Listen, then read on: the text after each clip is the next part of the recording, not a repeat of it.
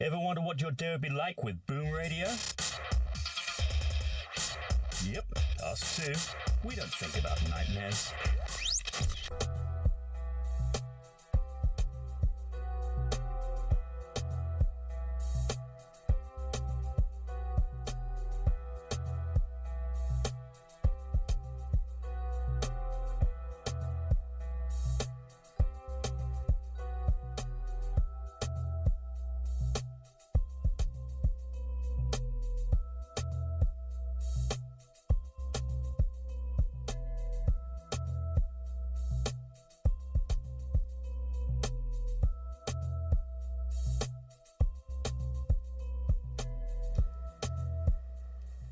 Good morning, good afternoon, good evening. Welcome to the Boombar on your Boom Radio NG.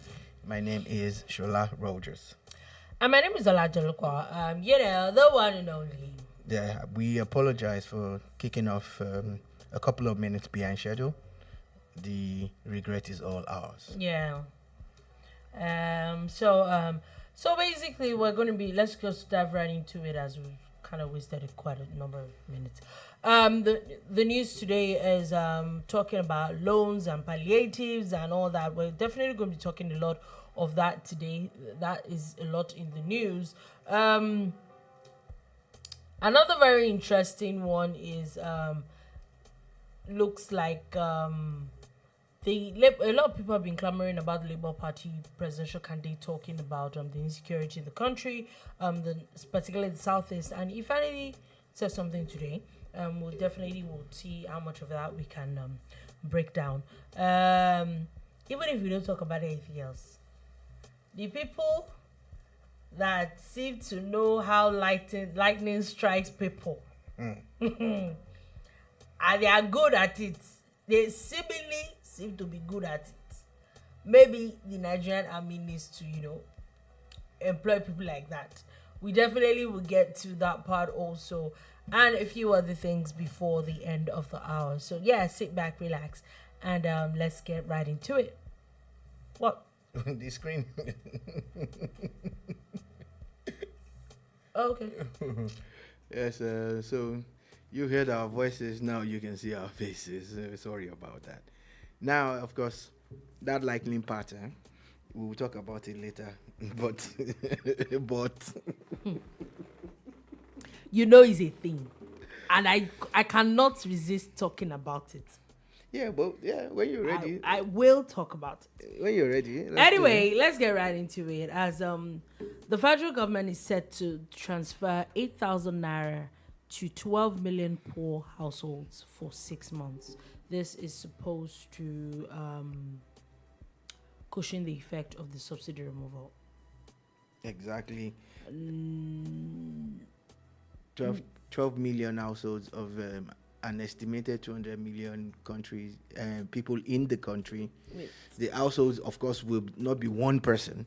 So let's say on the average, there's 4 times 12. That's X number of people, right? That's how many million is that? That's 40 something million, right? 48 million people on the average. Yeah. Abi?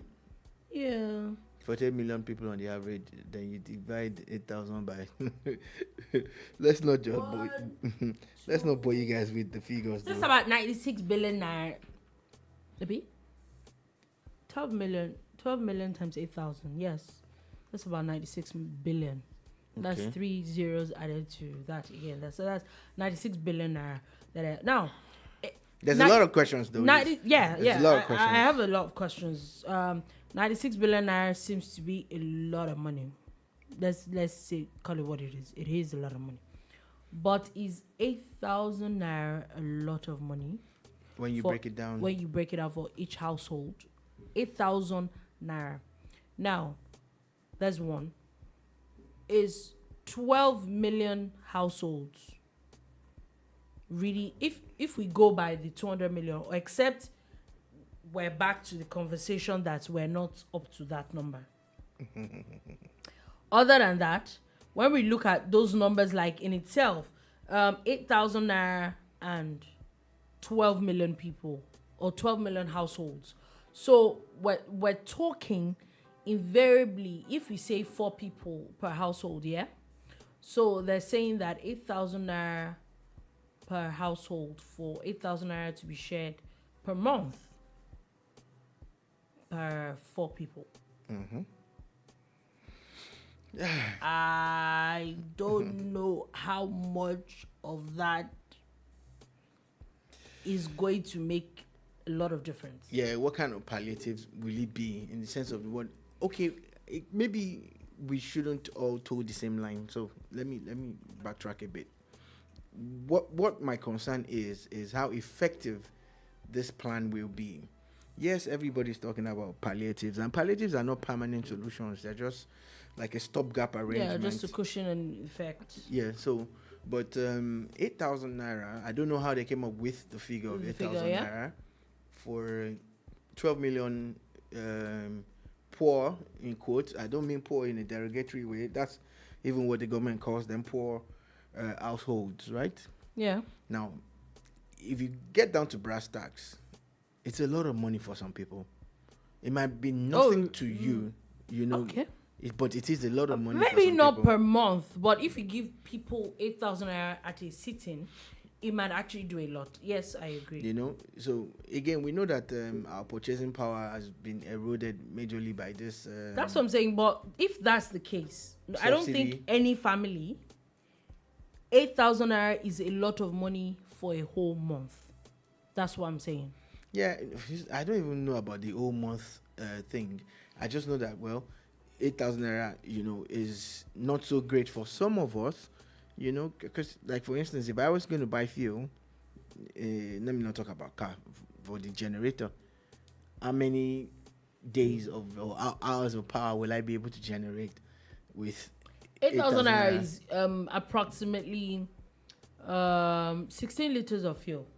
And, you know, most of the average generators that you have out there, that's the capacity that they have.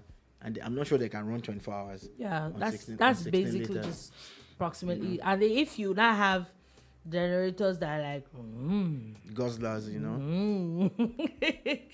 or you know, so when we really look at it, or maybe we'll say that those people don't have those kind of generators. They probably don't even have generators, and all. Yes, they need food. 8,000 at a point for some people. If you take it to the market, it will probably feed them maybe a week or two. Yeah, okay. So it depends on what your priorities are. 8,000 naira, if you convert it to energy, say for instance, you use it to top up your NEPA card, if I'm allowed to say NEPA. What's it called now? Power holding companies, the Keja or whatever disco. It probably will go a long way. Yeah, it probably would when you look at it from the power. Look at that for power. Yeah. If you look at it when it comes to transportation, like, oh, there's 8,000 naira that's coming from the government to your account, because, you know, they're saying that they don't want to give the money to anybody. They want it to go directly, you know, to the recipients, you know. But in all, these are palliatives. Yes, we will criticize things that we feel are not so up to scratch, but also what are the merits of this old concept? Again, 8,000 naira might be small to the average Nigerian, but to the poor, 8,000 naira But to some people, might be you know, if we also look at it from the angle of people that are really struggling, 8,000 naira that you did not work for, to some people is extra money. Don't even let me say to some people, to everybody, is money that you didn't work for. Do you understand? It's sort of like a gift. So it is still extra compared to anything else that is coming in that could have been coming in regularly. Or am I the one looking at it? Yeah, so of course, so it's not like you're not working or you're not earning. Yeah, so whatever the 8,000 naira is added advantage. So when you also look at it from that angle, it might not be a bad idea. Maybe we shouldn't use our own standards to look at the 8,000. But really and truly, like you said, I would actually like to know how they came about this figure of 8,000 and how they came about 12 million households. Because how many households are estimated that Nigeria has? You know, if if we're looking at 12 million households, they're looking at, like you said, about 48 million people. Yeah, on the approximately. average. So you can't approximate though. Some households have 6, 7, 8, 9, 10 people. Like we're approximating Some everything. households have households in them. That's what we're saying. You remember we're talking about this population thing yesterday? Was it yesterday? Yeah. See, this is the reason why people should be knowing how you people be doing your make way like these things is reasons like this. 700. For those of you who don't know, 700,000 unexpected pregnancies are estimated to happen in Nigeria this year, 2023. So let's know what we are doing. Unexpected. Food is expensive. Diapers are expensive. Baby food especially. Baby food is expensive. Everything baby is expensive. Know what you are doing. Anyway, so when you really look at it, is it really so bad after all? Now, still talking about that, the president has now gone ahead to ask the National Assembly for the processing of the $800 million loan facility from the World Bank. I know I heard about this $800 million loan during President Buhari's administration, the later part, that was early this year, because of this same thing. So they're saying that this is part of this money that they're going to use to fund the 500 billion. No, they're going to use to fund the 88K. Okay.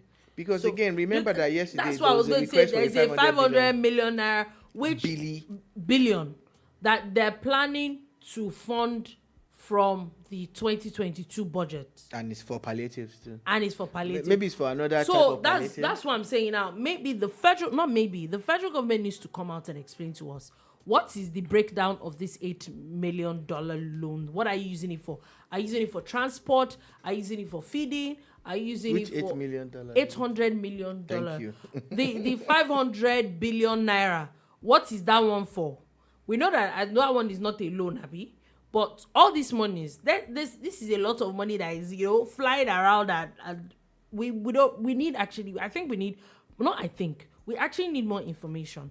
We need to know what exactly is. For me, now that they're talking about the decade of gas, like President Buhari's government has talked about, and this government wants to follow through and step it up. I think maybe some of the palliatives should be geared towards moving people towards gas. Yeah. Do you get? Like, for instance, what is the cost of converting your generators and your cars to gas? Yeah. You get. If you have a census of sorts, or you reach out to local governments and state governments, they'll be able to provide some kind of large catchment areas in their states where you can actually go and maybe pay some young people to install those things directly, and it's government that is paying for it. Yeah. Creating business for the people who own the conversion equipment, but also making life easier for people for everybody who need to use it. Also teaching them about the safety of using gas, because again, that's a new ball game entirely. We're not very big on safety in Nigeria. This is something that I've observed through the years. So if we're going to be converting to gas, we also need to teach people a lot of about safety. Yes, because I totally it's not agree. enough to complain about how expensive petrol is, and the alternative that might be cheaper might be more dangerous if you do not handle it, safely. Yeah, totally agree with that. And talking about that, the House of Representatives is now seeking an upward review of salaries and allowances to cushion the effect of this subsidy removal. I personally, I feel I don't know why I feel funny about this, or maybe it's just my own perception, but I feel that the federal government is a little slow in the implementation of a lot of things that was said was going to happen with the palliatives and cushioning of the effect of fuel subsidy removal. I remember one of the president's events during the campaigns where he was going on about how once they get in, they're going to hit the ground running, providing mass transit, buses, and all that. It seemed like it was something that was going to be done almost immediately. It's the second month now. Nothing is still being done. We're still back and forth about it. And this is where I have an issue with. Yes, maybe we can come up with the angle that, of course, these things need approval from the House. We know that the House needed to settle down before they get approvals from them and all that. Maybe you should have said those things at that point and not make it seem like it's day one that buses are going to be rolled out. Or you're going to be dashing people money from the first day. Even when you're talking about providing buses for people and all of that, how many buses can you provide? Is it on the same roads? Do you understand? We're not there yet, to be honest. A lot of work has been done, but trust me, there's much more to be done. You know, are you creating new routes? Are you creating new road networks and everything? If it's still the same roads, then what about the issue of traffic? And how many buses can you even provide that would be impactful? For instance, the independent marketers, the oil marketers, said they're going to donate, I think, 100 buses that are driven by CNG gas. Then you start to ask yourselves, what is the sharing formula? Where are these 100 buses going to? Who's going to use them? How are they going to alleviate, No, I'm sure that the 100 buses is just from them, and addition to what the government. I am sure that it is. I'm saying even when they donate it, how is it going to go round? And what kind of impact do you think it will have? And the impact that it will have in the immediate, locale that is deployed to, how is it going to trickle down? How will it spread? Will it be widespread? 100 buses, 36 states. Yeah, I don't think that we should look at it from that angle, because if it is just an addition to what the federal government is doing, then it's not just 100 buses. So again, if the federal government is deploying buses, I said, how many buses are they deploying? And that's the thing. That's the information that we don't have. How well are they? We're asking these questions. Yeah. How well are going to deploy it? That even the 100 that has been confirmed that they are going to donate by the private sector, what kind of sharing formula will it be, and what impact will it have? Again, I repeat, what impact will it have in a state like Lagos that has well over 20 million people living in it? Yeah. How many buses are you going to deploy? And how will people even get to use these buses? I honestly feel that a state like Lagos is probably not going to get... Those 100 buses are not even enough for Lagos. No, I get it. I still don't know why you're still happy with 100 buses. Because those are the confirmed figures. Well, anyway, those are the confirmed of course, figures. They can't just release 100 buses. That would just be really dumb. That's what I'm saying. Whatever they are going to do. I'm even saying that when you brought up Lagos, be more practical. I don't feel that Lagos will be on a lot of receiving end of these buses. Why? Personally, I feel that because Lagos already has a BRT system, a functional BRT system, it is still not enough.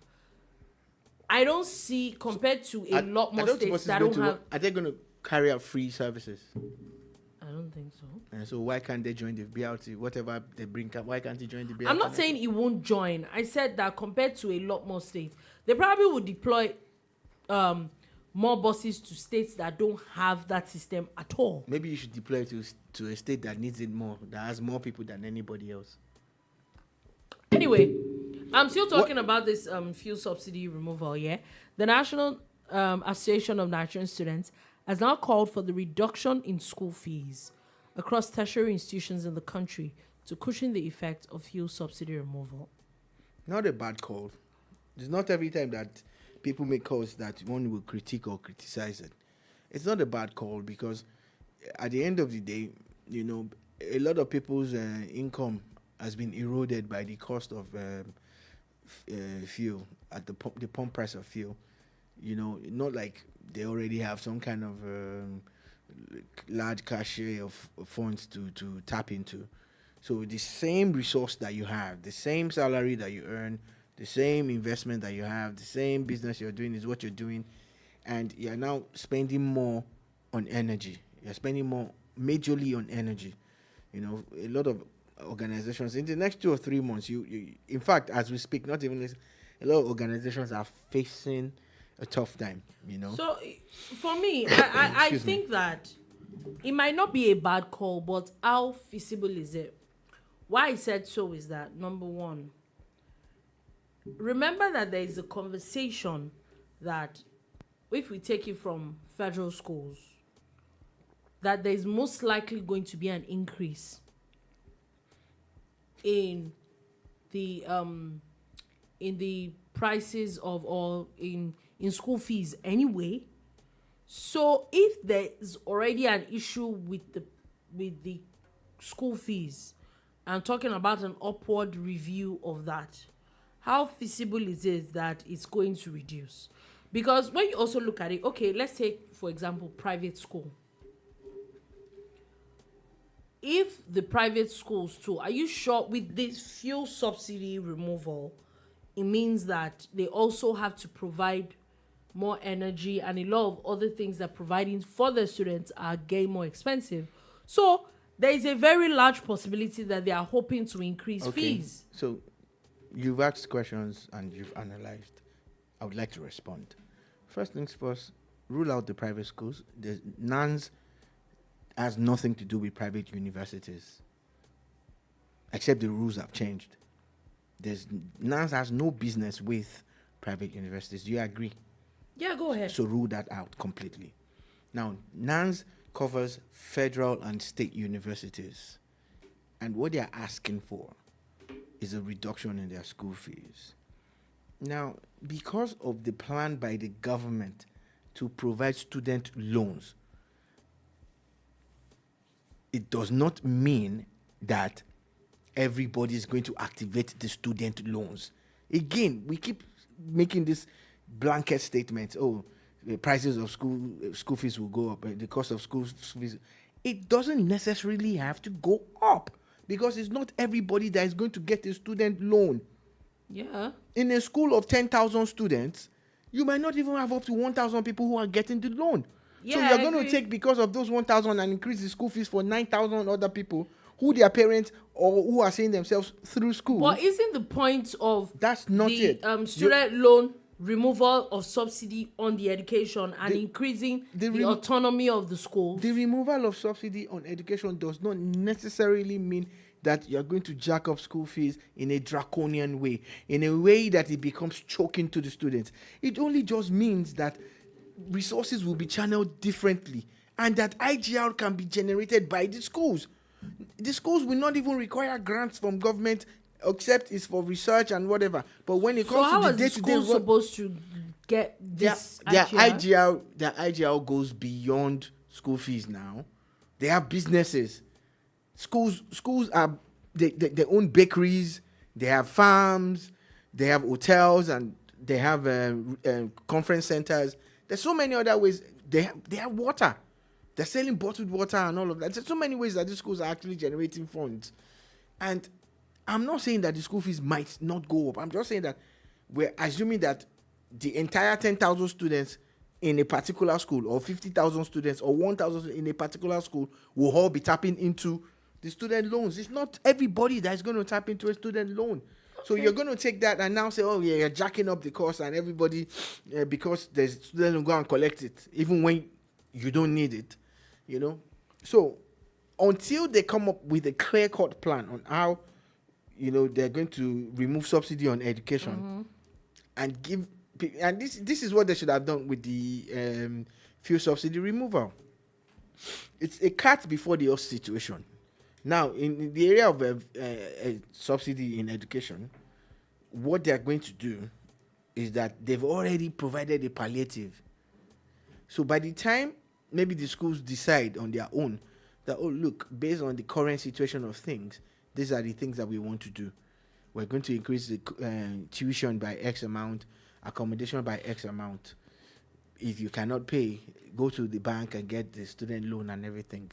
That's a proper way of removing subsidy, as against the way it was removed in this petrol subsidy removal. And now petrol subsidy removal is an overbearing thing. It is weighing down on everybody and everything. That's why if the Students Association are calling for a reduction in fees, it must be, taken into cognizance, because it is the same government that had removed subsidy on petrol and is having an effect. So I don't think it's a bad call. I just think that everything can be taken side by side.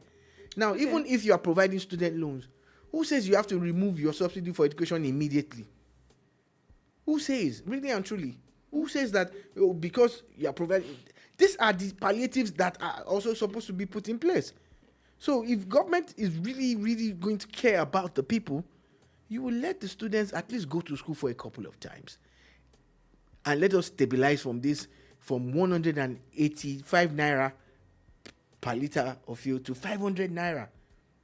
It's not even 100%. It's like almost 400% increase. It's crazy. Almost 200%. It's more than 200%. It's about 2 million percent.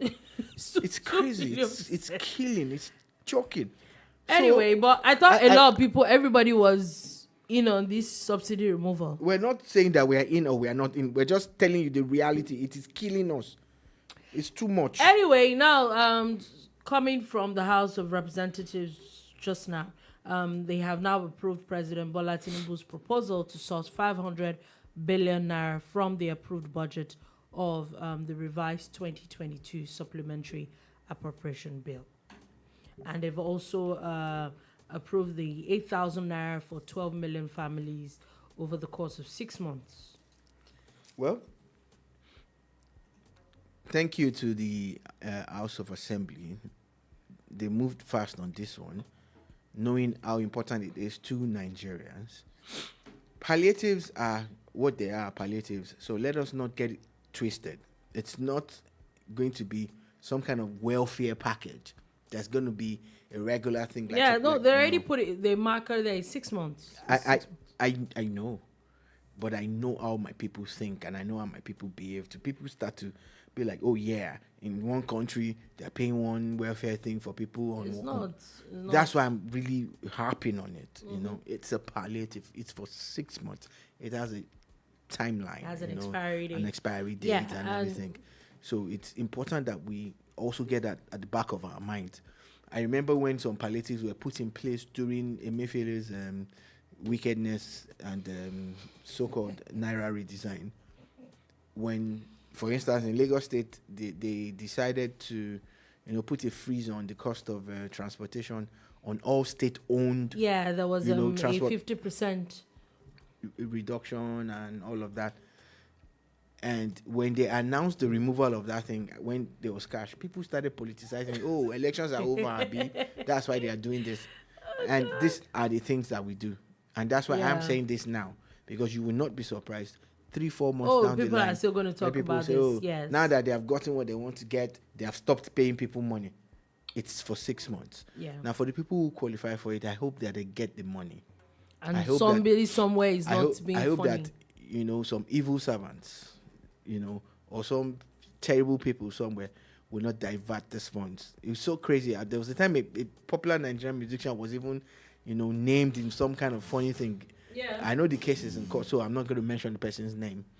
But these are the issues, so that the people who these monies are meant for will get it.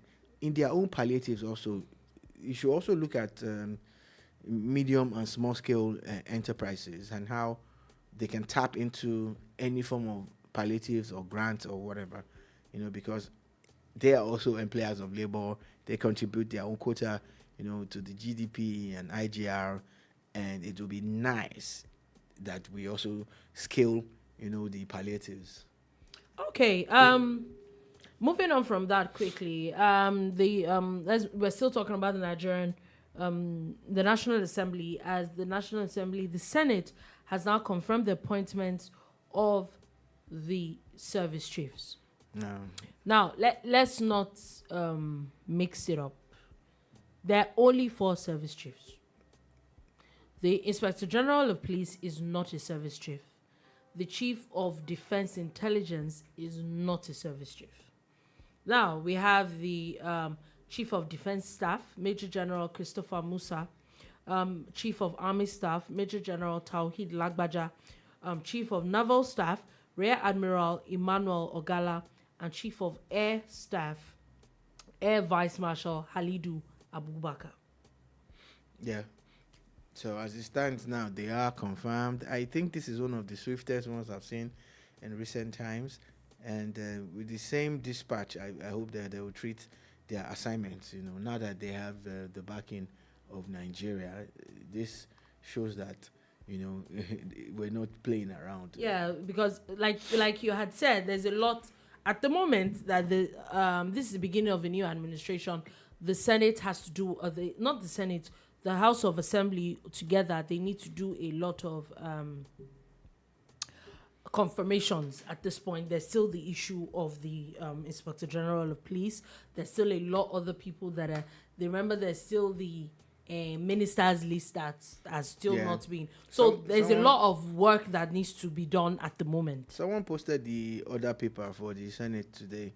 And of course, the ministerial list is not on it. So, no. So we're waiting with bated breath. So that definitely is that. I'm talking about the service chiefs. One of them, if I would, probably the most senior, the Chief of Army Staff, Major General Tawhid Lagbaja, has now issued a directive to deploy troops to assert control over regions where the indigenous people of Biafra imposed a sit-at-home order on the southeast states. Now, I think that this is the first time in a while that we're seeing some proactiveness from the army, because what we saw last week was more of people that have wreaked havoc and them getting arrested and all that. But at this point, you already know that they already announced their phony sit-at-home for 2 weeks. So now the thing is to actually go and hit those hideouts before those things happen at all. Again now, this is sounding like a different approach. Sounding like. And the reason why I've said that is that it looks like the army and the police or the military are held back. Yes. And I don't know why. Remember, I get the politics behind there it. There was noise about it. Remember, there was a time when the former president, Muhammadu Buhari, had come out, and then they had there was talks of the army actually moving into the southeast, and there was a lot of hue and cry that the army is killing the people, and I think that it looked like the army systematically withdrew themselves from that situation. It's that systematic withdrawal that you have highlighted, that I was highlighting, and that's what I'm speaking to. That really and truly, in governance, except otherwise stated, the security of the whole of Nigeria still falls under the president of the country. And to serve and protect the police, the president or the army shouldn't have listened to all that noise then. Regardless of any hue and cry, there are people also who want to be protected. There are people who, look, this is where we are, and let's be honest with ourselves. The agitations for self-determination, are valid. As much as, people might not like in Nigeria, they're not. I'm coming. They are valid. Anybody that wants self-determination, it's fine. But what does the Constitution say about it? I'm not talking about the legality or illegality. I'm talking about the validity of their cause. If people feel that they want to actualize a certain mandate, what does the Nigerian law say about it? Now, if there's no provision in the law, what can you do within the confines of the law, and to actualize it? At least do it without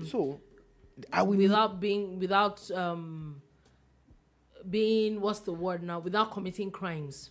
I would never, for the life of me, understand how you are forcing the people who you say you are fighting for to stay at home when they should be thriving, when they should be doing their business. I agree. I know a lot of people who used to travel from the southwest here to the east, to places like Aba and Onisha, to buy materials. Almost really for killed their that business. market. Almost really, almost. Would you go there even if you were paid? Would you? No. That's what I'm saying. So that's even business that's coming from outside. We're talking commerce. What about the people within? The farmers, the traders. People that don't have anywhere else to go. Even the corporate businesses. The banks. I saw a headline about 2 days ago where the head of the president of Ohanes Indigo was talking about calling on companies and individuals to come and invest in the southeast. And I'm like, there's nobody in their right sense is going to come and invest their business in the southeast at the moment. And it's sad, but it is what it is. Look, we're at a point where we need to be real. And one of the realities on ground is that the Southeast needs a lot of security. And I think the army is better equipped. But I maybe the army, because I feel that there is a lot of the leadership in the Southeast that is still living in denial. If I would cast my mind back to a few days ago, there was an interview that I watched of the president of the Ohanes Indigo, where he was talking about there's no evidence as to why the federal government is still withholding Nnamdi Kanu. And I'm like, what? Is this even real? Like, am I even listening? If I didn't watch the video myself. And I'm like, why are you people living in denial? And you would see that there are a lot of people. It's the same way there are people that are still clamoring from lawyers to politicians that are clamoring for the release of Nnamdi Kanu. And I'm like, is that going to restore peace? Even if it restore, are we saying that so everybody that decides to do things, the case is in court? Let the court determine what he did, if the whatever he did. And why I said so is that why I said there's a lot of denial is that for the past few days there's been a lot of talks about after the amount of violence we've seen in the past few days in the southeast over this 1 week sit at home. There was a lot of talks about the Labour Party presidential candidate not saying anything about it. And he decided to put a few tweets out very early this morning. And after going on and on about the North Central, there is a statement that I saw. There's one of his tweets says, if I continue, it says, also disturbing is the continued disruption of business and social activities in the Southeast region over the sit-at-home directive purported to be coming from the indigenous people of Biafra, when the body has publicly denied issuing such directive. Mm-hmm. I'm like, what's going on in the Southeast, therefore, is essentially criminal activity that must be nipped in the bud. And I'm like, okay, so it's safe to say that a lot of people from the Southeast do not believe that IPOB is a proscribed and is a terrorist organization. Since you have seen Peter Obi speak at interviews and every forum, have you ever heard him say anything bad about IPOB or condemn IPOB or criticize IPOB? So IPOB. I have a few have you ever questions. Have you ever? You have not answered. No, actually, no. And why I say is every single time. So why will he start today? It is mind-boggling. Why I say so is because, if I go cast my mind back to a few days ago to Madam Obi Ezekwesili, where there were a lot of people talking, and the only spin she came up with that is she the president of Nigeria, and I'm wondering like when there was issues in Lagos and in Kano and everything, you suddenly, or when there was bring back our girls, you didn't know you were not the president of Nigeria then. It's always like there's a spin towards it. And for the fact that this body of people have been proscribed, there are clips and tapes of them wreaking havoc, of the leader or the old leader and the new leader putting out tweets and all that, and they are supposed to represent this IPOB people, are of saying a lot of things doing this sit at home, and you are coming to actually categorically say that because they are denied issuing it. Are we joking? That's why I'm like, at a point, do you wonder, like, do you people even want any form of change? No, they don't. Because if they do, they will speak to it. This is ridiculous. The thing about it is that ridiculous. The thing about it is that in the interview that was granted by the leader of Ohanes Ndigbo, Chief Wayang, he said that if Nnamdi Kanu is released, that there will be peace, right? So the presenter, fantastic guy at TVC, said, if you say that the things that are happening in the Southeast are not instigated by Nnamdi Kanu and IPOB, so how is his release? Yeah. Are you not contradicting yourself? Do you get? Why was he it's the same thing that Mr. Obi has also done to himself now by failing to speak to the real issues. You never spoke to these real issues, but we have ways of condemning the Boko Harams and the ISWAPs and all sorts of things. And I think that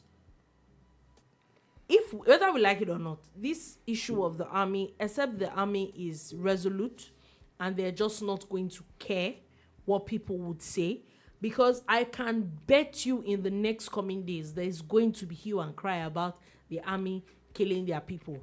How do you ask people to stay at home for 2 weeks? It's ridiculous. And then you come up and say that they said they did not do. So so what's happening?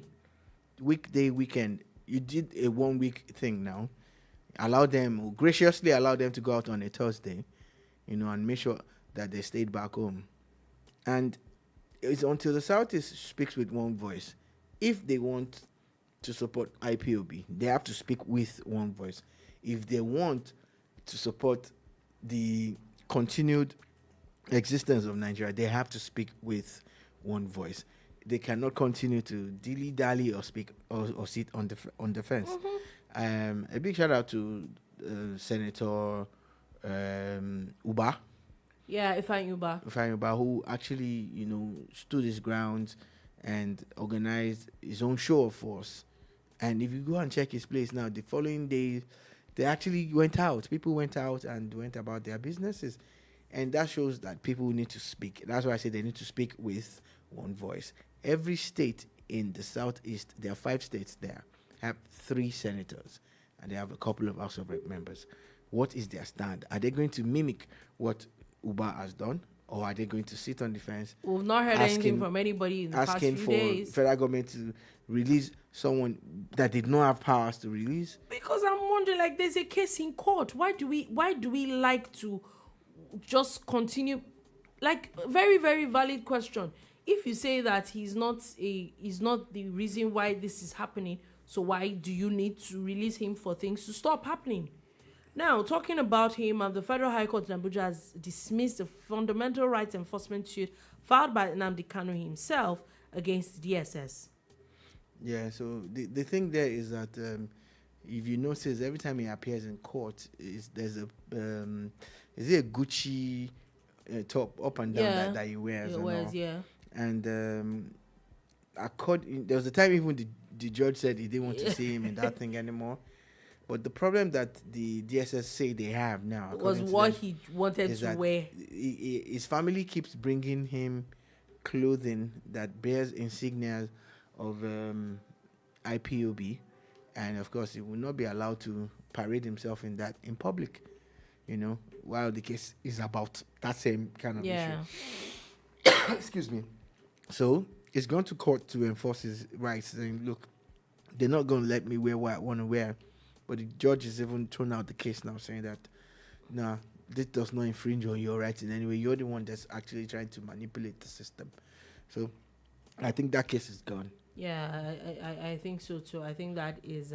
he, however, has the right to appeal. Yeah, but I just really, really hope that and the North...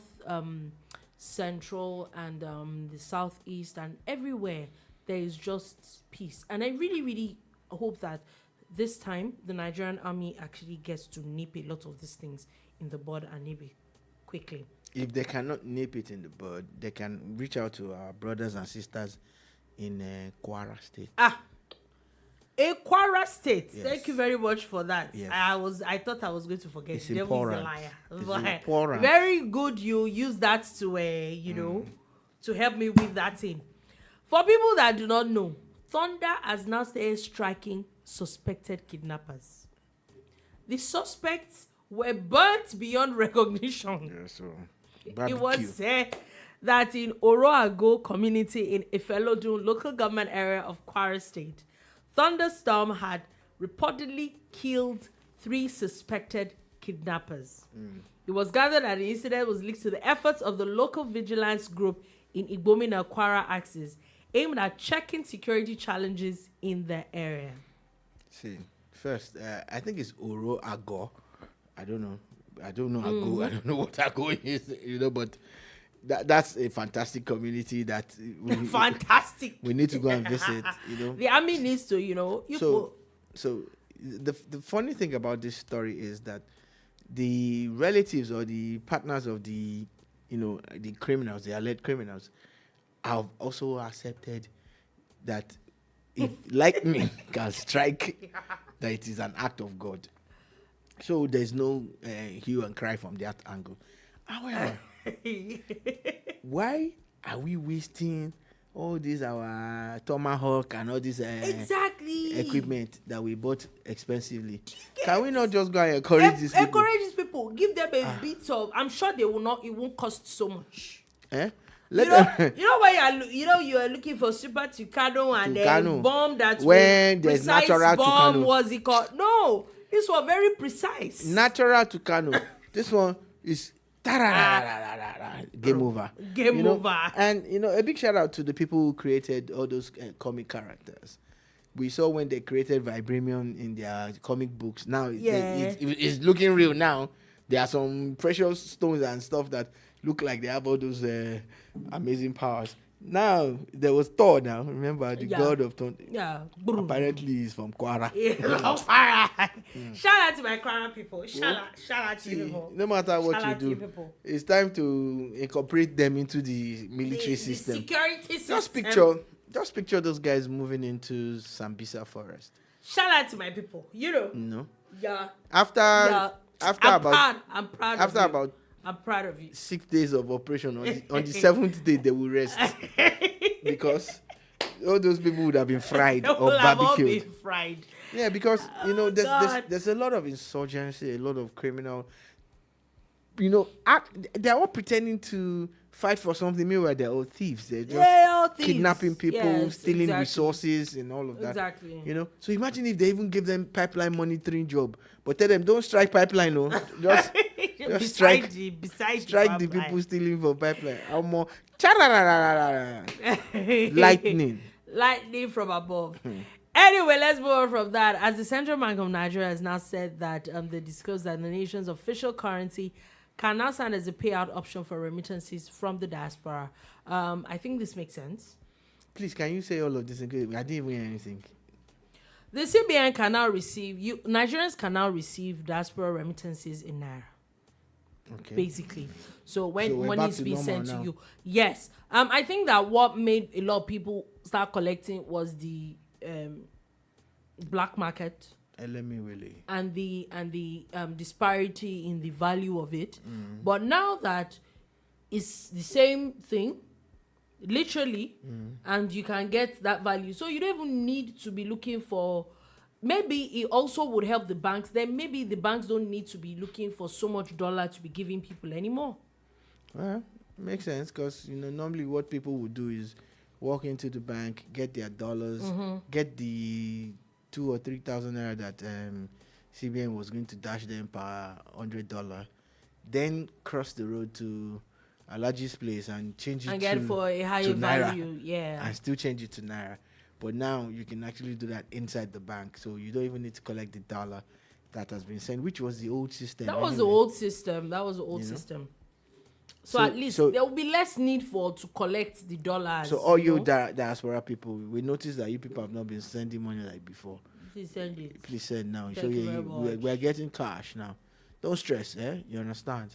Anyway, also happy birthday to Professor Wole Soyinka. 89. He's 89. is, it's huge. It's huge. 89 in any I'm not state sure of the world right now is I'm is not a sure huge milestone. I'm not sure I've seen a better looking 89-year-old man, yeah. I'm not sure I've seen a better looking 89-year-old man. Looks You know, fantastic. he's still on point, he's still writing, he's still talking, he's still analyzing, he's still very rich, What's up, daddy, about that, see your boys now, what I'm saying? So, but at 89, he's done a lot for this country. He's been to prison just because he had a view about something. He's paid his dues, he's done everything. Sadly, at 89, he's still having to struggle for a better Nigeria. Sadly. Yeah. But still, we say happy birthday, Happy Kogi. birthday to God him. bless you. Anyway, let's move on from that quickly. And a very, very interesting story that popped up today is that the Nigeria Civil Aviation Authority has suspended all Boeing 737 aircraft in the fleet of Max Air. So maybe you should not just fly Max Air at the moment. Just But so they're saying that it's a there were a serious lot matter. of security concerns. There were a lot of safety concerns around it. One of the issues was the incident where one of the aircrafts lost the main landing gear wheel during a takeoff.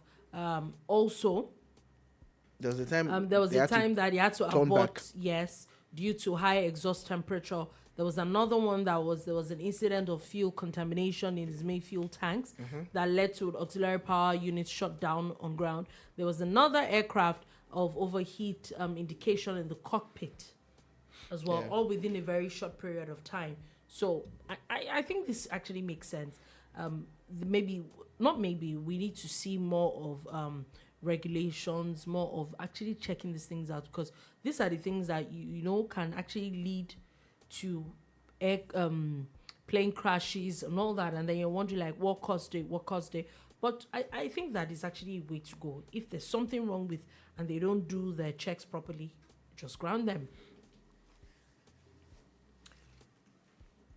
Okay.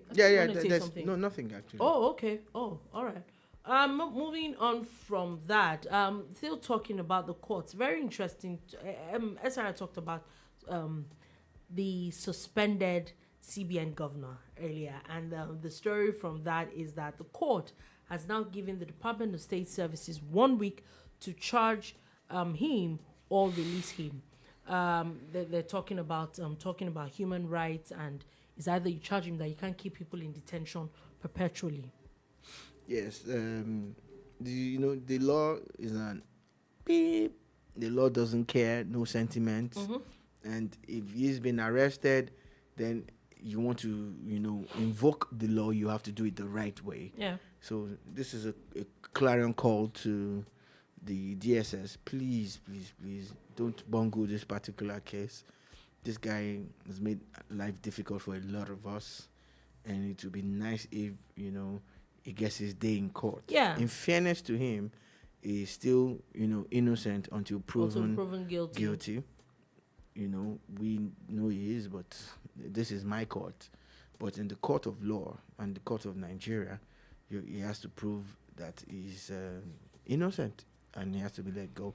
So on a technicality, it will be unfair if you let him out, if you do not charge him properly. I'm not a lawyer. I can't teach your legal department their jobs, but please, I totally don't agree. bungle this one. We're counting on you guys. People should not. You really, if somebody has taken laws into their hands and they're being arrested for that, you also should not take laws into your hands. It doesn't make any sense. Even detaining someone for so long is even like just shifting the evil Except day you forward. have an injunction or something. If not, or please an order from the court. send him to court. He doesn't even have to be out. He doesn't even have to be granted bail. All you need to do is let's follow due process. Even hopefully, and the funny thing is that we're always talking about the judicial process not being a little slow and all that. But when you don't even get to the judiciary yet, do they even expedite action on those things if he never has even gotten to? So yes, I think I agree with the judge on that one. Also, so quickly, the Nigerian Emergency Management Agency has received 146 stranded Nigerians from Niger Republic. Also, the governor of Taraba State. I remember we're talking about the NECO common entrance was yesterday. We're talking about it and how Taraba State seemed to have the lowest number of students that sat for the exams. And now, maybe it's because of this reason, the governor had, during an interview, had now come out to say that in the state, there are only 2,070 students that are in primary school. In an entire state. That's very ridiculous. In Nigeria. We're not even talking about an estate. Only 2,000 plus students. I think it's ridiculous. They must have the largest number of out-of-school kids. That's what it means. Yeah. That's what it means. Because remember, we're talking about it yesterday, and I was like, okay, maybe they're in private schools, and, there's a lot of... But looking at this number now, that explains that number. They have their work cut out for them, but these kids need to be educated, and it would be nice for the government to really, really work closely with, all the relevant agencies, to ramp up the numbers and give these kids a sure foot and give them a chance at life. Let them get educated. Now, don't get it twisted. Western education is what we have all gone through. But if they're even going to get it, if they're going to formalize the Islamic education, at least, whatever, but let them get educated. Let them get educated. He is now talking about how it is now because of this out-of-school children that is alarming in Taraba State. Free primary and secondary school education is now free for all students in the state, and there is a 50% reduction in price of university. That's a step in the right direction. If it's just a way to encourage students, and I think it actually makes a lot of sense. Look, even if you have to pay them to go to school, please, at this point, I think this is alarming. It will not do the state well. It won't do the state well. In an entire state, less than 3,000 people are in primary school. In primary school. That's not very good. Quickly before we go, Rema's Countdown has entered the 44th week on Billboard Hot 100. Rema is doing amazing numbers. Yeah. Okay, let me just... And it doesn't look like it's about to leave that chart anytime soon. It doesn't look like it. It definitely doesn't look like it. And finally, before we go, Portable, he's now saying that he cannot be killed after he had an accident for the second time in a very short period of time. If Portable really likes himself, he needs to check himself.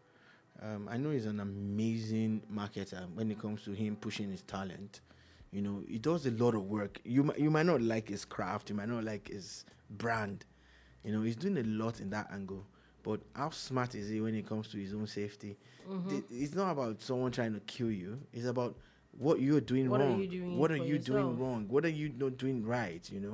So you don't have to spin everything. At times, you just need to introspect and ask yourself what you could do differently. For instance, if you're given to drinking and driving, maybe you need to stop it. Maybe you need to get a driver or something, because the world would like to have more of everybody's talent, including Portable. Yeah. So he should check himself before he wrecks himself. Oh, okay. All right. And on that note, that is all we're able to take today on the Boombar. Thank you for listening. Thank you very, very much for watching. We'll be back again at 3 p.m. West African time tomorrow. It is New Music Friday tomorrow. There's a lot of music that's going to be going down right here. So yes, that and a lot more things that we're going to be gisting about tomorrow. Do you have a beautiful, beautiful day ahead?